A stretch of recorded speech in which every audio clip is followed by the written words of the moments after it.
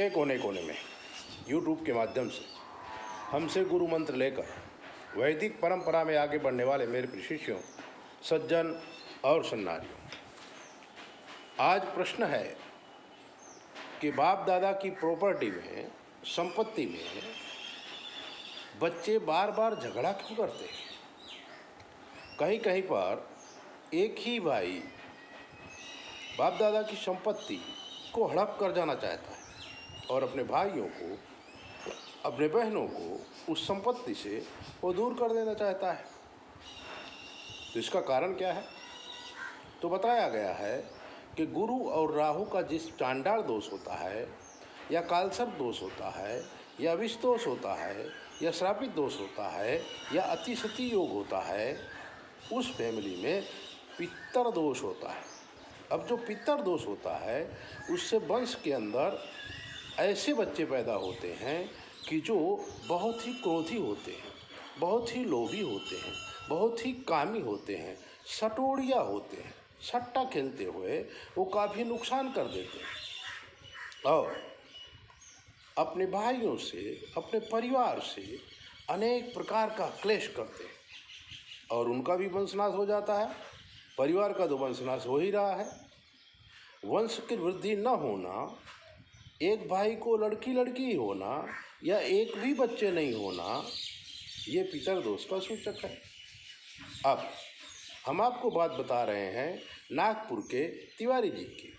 तिवारी जी एक छोटे से गांव से आए, नागपुर में पहले तो दूध का व्यापार शुरू किया और फिर उन्होंने मिठाई का व्यापार शुरू किया और प्रभु की कृपा से तिवारी जी मिठाई की लाइन में इतना जम गए कि बहुत सारा धन कमा लिया, बहुत सारी संपत्ति भी इकट्ठा कर ली। उनको 4 बेटे हुए, बेटी एक भी नहीं थी।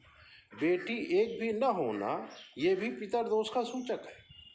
अब 4 बेटों में से जो 2 बेटे थे वो एक्सीडेंटली मृत्यु से उनकी मृत्यु हो गई। अब बचे बेटा 2, एक बड़ा और एक सबसे छोटा। तो पिता तिवारी जी जो भी संपत्ति थी वो बड़े बेटे के नाम लेते थे, संपत्ति की आवक चालू थी। लेकिन बड़ा बेटा जुआ खेलने लगा, सट्टा खेलने लगा, शेयर मार्केट में उसने करोड़ों का नुकसान कर दिया। तब उसको लोभ लगा। छोटा भाई बड़े शहर में पढ़ने के लिए गया, पढ़ के तैयार हुआ, उसकी शादी हो गई, उसको एक मकान दे दिया गया। लेकिन सारी संपत्ति बड़े बेटे ने गिरवे रख दिया। तिवारी जी बूढ़े हो गए थे, पूरा कारभार बड़ा बेटा संभाल रहा था। जिस मकान में छोटा बेटा रहता था उस मकान को भी वो बड़ा भाई हड़प करना चाहता था और कोई संपत्ति उसे देना नहीं चाहता था। रोज झगड़ा होता था, पुलिस केस होते थे, लेकिन छोटा भाई परेशान रहता था। एक दिन यूट्यूब के माध्यम से उसने हमें देखा, हमारे साथ बात की। तब हमने उसके परिवार की हिस्ट्री मंगाई और हिस्ट्री मंगाकर उसकी कुंडली देखी।